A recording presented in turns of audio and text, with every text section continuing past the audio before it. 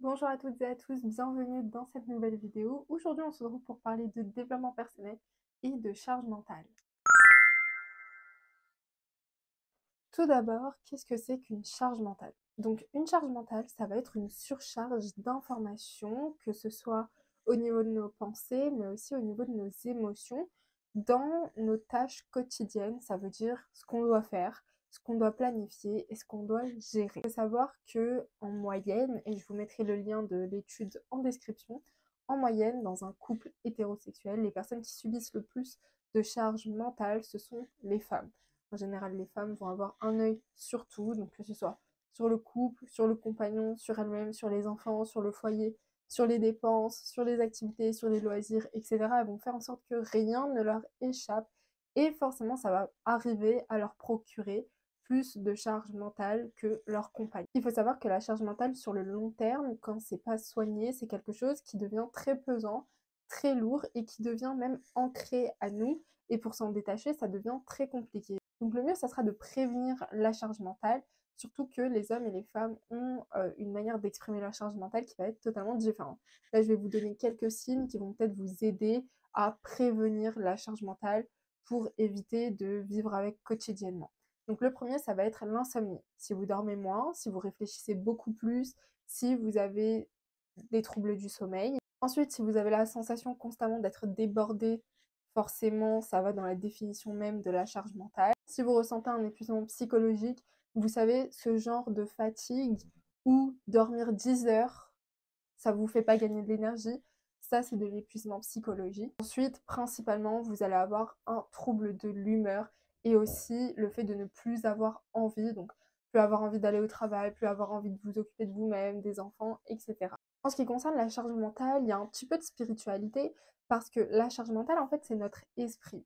Forcément, une charge mentale, c'est mental, donc on ne se rend pas compte la plupart du temps qu'on a cette charge-là. Vous savez, c'est pas physique, c'est pas comme si j'avais un bleu sur l'épaule que je peux voir. Là, une charge mentale, c'est beaucoup plus compliqué à détecter et c'est encore plus compliqué à soigner d'une certaine manière.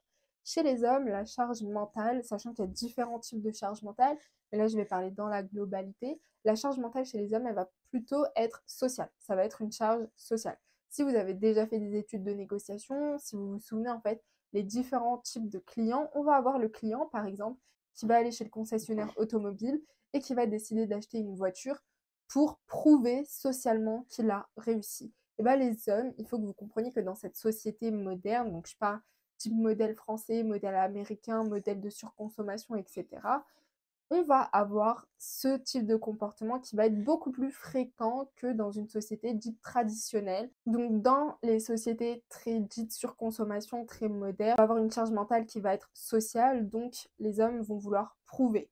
Prouver à leur famille, prouver à leurs amis, prouver aux autres, même aux gens qui ne connaissent pas. Et vous allez avoir des types de comportements qui vont se manifester, qui vont être pour la plupart assez néfastes, mais vous allez avoir des hommes qui vont choisir une femme parce que bah, elle, c'est la plus belle et leurs amis ne peuvent pas l'avoir. Ils vont choisir par exemple telle voiture parce que c'est la dernière voiture, c'est la plus rapide, c'est la plus belle, c'est la plus ci, c'est la plus ça. Donc voilà, la maison, pareil. Et en fait, au final, il y a certaines personnes qui n'ont pas forcément les moyens. Ça peut être la même chose. Il y a des gens qui font des crédits pour partir en voyage, qui partent dans des voyages, des destinations qu'on voit sur Instagram. Mais en fait, au final, ils ont dû faire un prêt pour partir en voyage parce qu'ils ne pouvaient pas se l'offrir.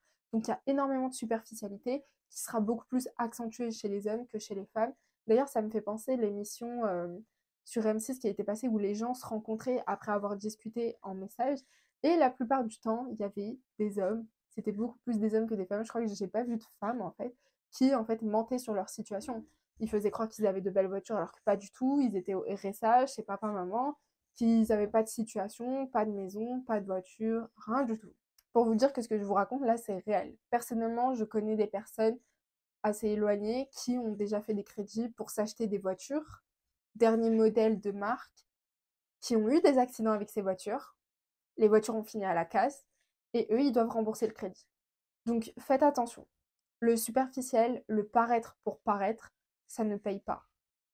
Et au contraire, vous pouvez vous retrouver dans des situations très délicates. Il faut comprendre qu'ils vont toujours être, pas tous, pas tous, mais ceux qui sont loin d'un modèle traditionnel, loin d'un modèle religieux, loin d'un modèle minimaliste, vont malheureusement être contraints à ce type de comportement. Pour la plupart. Et ça, c'est quelque chose qu'il faut prendre en considération aussi. Ensuite, dans le traditionnel ou dans le religieux, on va avoir aussi une charge mentale qui va être, attention, il faut que tu fasses ça comme ça, il faut que tu suives la tradition.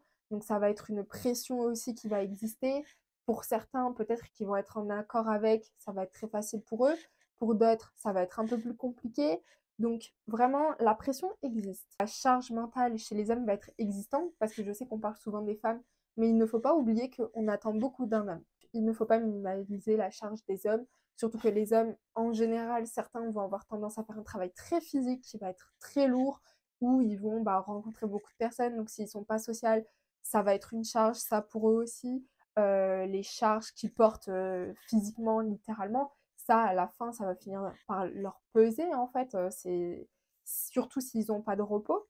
Donc, il ne faut pas minimiser la charge mentale des hommes, parce que malheureusement, un homme qui n'exprime pas sa charge mentale, ça finit par un homme qui abandonne sa famille du jour au lendemain. Un homme qui part en vacances et qui ne revient jamais parce qu'en fait, il se dit: ah, mais là, je suis tranquille, il n'y a personne pour me demander quoi que ce soit, il n'y a personne pour me casser les pieds. Franchement, c'est génial, je reste ici, je rentre pas chez moi. Donc, il faut faire attention à ça. Parce qu'au final, on se rend compte que ça aurait été bien d'en parler parce qu'on aurait pu trouver une solution avant d'arriver à un point de non-retour.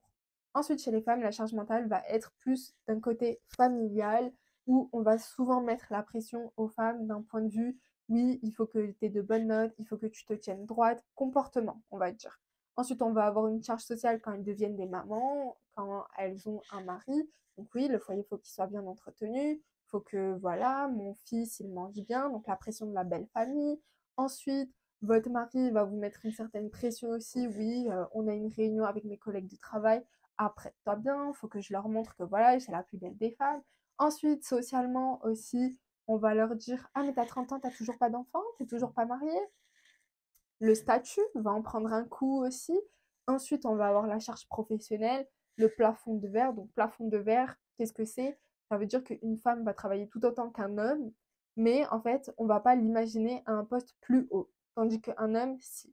Donc, en fait, une femme a un plafond de verre qu'elle ne voit pas, tandis que les hommes n'en ont pas. Donc, professionnellement, ils peuvent grandir plus facilement que les femmes dans les entreprises. Voilà, c'est quelque chose qui existe où on se dit: va tout le temps falloir qu'on fasse beaucoup plus que les autres, qu'on prouve plus que les autres, parce qu'on est des filles et que la société patriarcale dans laquelle on vit nous dit que, en fait, de base, on est des bons à rien. Mais en fait, la charge mentale d'une femme, peu importe dans quel aspect, ça sera que elle va toujours devoir se départager. Pas dans le sens où je montre aux autres que moi j'ai ça, ça, ça, ça, ça. Il va quand même y avoir chez certaines ce côté superficiel qu'on retrouve chez les hommes, où il faut que je prouve socialement, mais c'est moins vu chez les femmes que chez les hommes. Mais va y avoir ce truc de il faut que je me départage. Qu'est-ce qui fait que moi je suis différente? Pourquoi est-ce qu'ils prennent moi à ce poste et pas elle? Patati patata. Donc il va y avoir une certaine de concurrence interne où les femmes vont beaucoup se comparer aux autres et se dire mais pourquoi est-ce qu'elle elle a ça et moi j'ai pas ça. Donc en fait c'est plus une guerre interne qu'une guerre externe. Maintenant, comme je vous ai dit, on va avoir différents types de comportements où, une fois qu'on a cette charge mentale, peu importe le type de charge mentale, vous allez, si vous ne prévenez pas, vous allez avoir un point de non-retour. Donc, comment est-ce qu'on fait pour prévenir, en fait, et éviter d'arriver à ce point de non-retour? Parce que comprenez bien que tout ce qui concerne l'esprit, c'est soit noir, soit blanc. Donc, c'est soit vous avez rien et vous êtes très bien, soit vous êtes là-dedans et en fait, le jour où vous arrivez à votre limite, c'est fini, il n'y a plus de retour en arrière possible. Donc, je vais vous donner quelques petits conseils pour vraiment que vous essayiez de mieux appréhender cette charge mentale et si vous en avez une petite, faire en sorte qu'elle ne grandisse pas. Donc, la première chose, ça va être de vous détacher. Donc, j'ai fait une vidéo entière sur le détachement, sur une réflexion logique, une réflexion émotionnelle, comment réagir, comment agir par rapport à ça.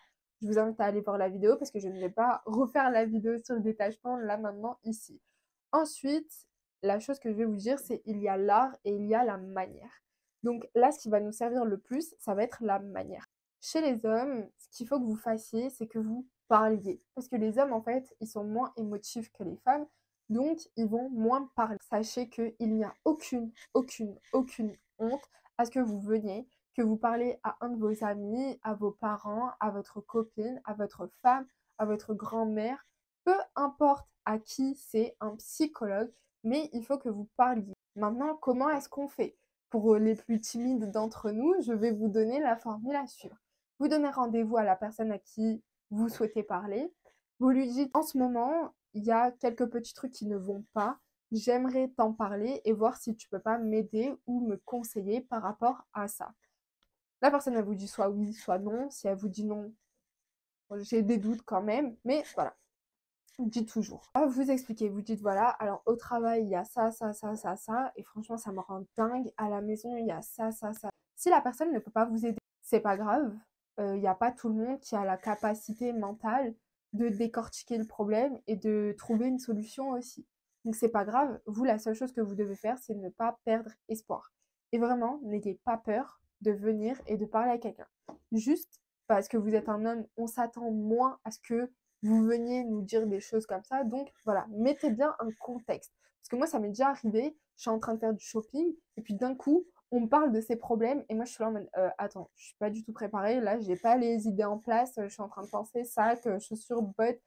Attends 2 secondes, dis-moi, et puis j'y pense, et je t'en reparle quand je suis tête posée. Mais voilà, n'hésitez pas à mettre un petit contexte. En général, les gens, du moins j'espère, sont tout aussi bienveillants qu'il y a quelques années. Donc, quelqu'un qui vous refoule, je ne pense pas. Et si vous avez quelqu'un qui vous refoule par rapport à quelque chose que vous êtes en train de lui raconter, comprenez juste que c'est pas vous le problème. C'est juste que la personne, peut-être qu'elle, elle a ce problème-là aussi, qu'elle arrive déjà pas à le gérer et vous êtes en train de lui rajouter le même problème. Elle se dit, ah non, non, non, c'est pas possible, dégage avec ton problème, quoi. Donc voilà, il y a des personnes, c'est rien contre vous, c'est juste qu'en fait, elles sont dépassées par leurs propres problèmes, alors les vôtres, elles vont avoir 10 fois plus de mal, donc elles préfèrent le rejeter. Maintenant, il y a des personnes qui savent s'y prendre, d'autres non. Comme je vous ai dit, l'art et la manière, c'est pas tout le monde qui les a. Moi, voilà, en tout cas, je vous donne la manière que je considère être le mieux. Pour vous, mesdames, ça va être la même chose, sauf qu'en fait, une femme, elle va réagir de manière différente comparée à un homme. Une femme, elle va plus balancer des petits pics, comme ça. Ou elle va rester silencieuse, elle va rien dire. À un moment, elle va péter un câble. Évitez, parce qu'au final, bah, ça vous fait du mal à vous, hein, parce que les émotions comme la colère, etc., ça nous blesse physiquement. L'angoisse, ça va nous faire mal aux hanches. Donc voilà, notre corps, il parle. Évitez de ressentir des émotions trop fortes, évitez de vous faire du mal à vous-même.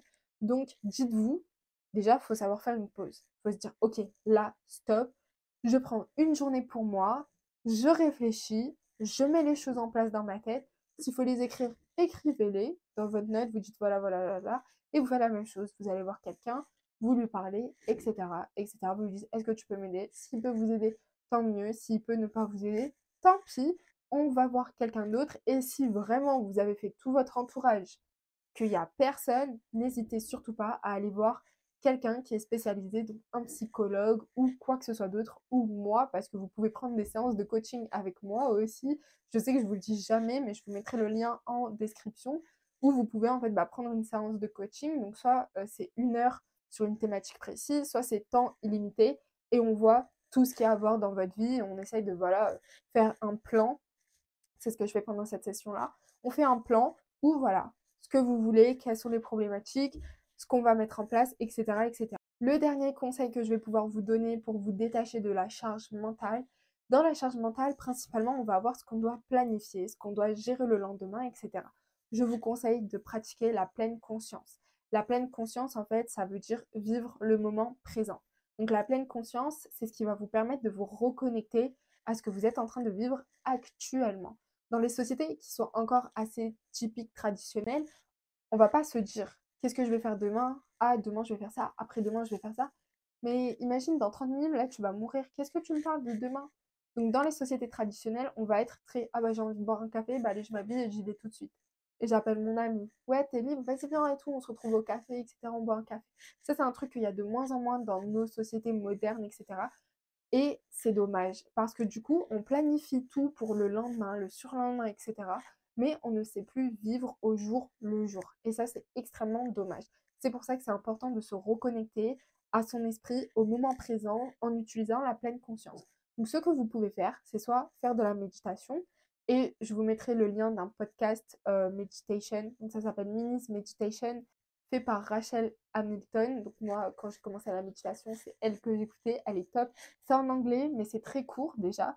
Donc c'est entre 5 et 7 minutes. Vous faites ça soit tous les matins au réveil, soit tous les soirs avant de vous endormir. Et vous allez voir, vraiment, ça va vous déconnecter et déconnecter votre cerveau qui ne cesse de réfléchir et qui est surchargé d'informations. Et ça va vous détendre et vous reconnecter au moment présent. Et ensuite, deuxième exercice de pleine conscience, ça va être prendre un raisin ou n'importe quoi, une noisette, peu importe, vous fermez les yeux et vous la mâchez. Je veux que vous ressentiez chaque chose que vous êtes en train de faire. Ah bah là, je croque dans la noisette. Je sens que, bah en fait, il y avait la coquille de la noisette et dedans, il y avait le cœur de la noisette. Donc là, je sens au toucher avec ma langue que ça, c'est le cœur, ça, c'est la coquille parce que c'est moins froid, etc. Et vraiment, ça va être de décortiquer et de se concentrer sur un tout petit truc pour vous reconnecter au moment présent. Écoutez guys, c'est la fin de cette vidéo. J'espère qu'elle vous aura plu. Évidemment, prenez tout ce que j'ai dit dans leur globalité et essayez de réadapter à votre situation. Tous les liens donc, de l'étude sur la charge mentale, des coachings avec moi, des podcasts de méditation, tout ça sera dans la barre de description. N'hésitez surtout pas à me laisser un commentaire si vous avez des questions. Je vous dis à très bientôt. Prenez soin de vous. Ciao, ciao.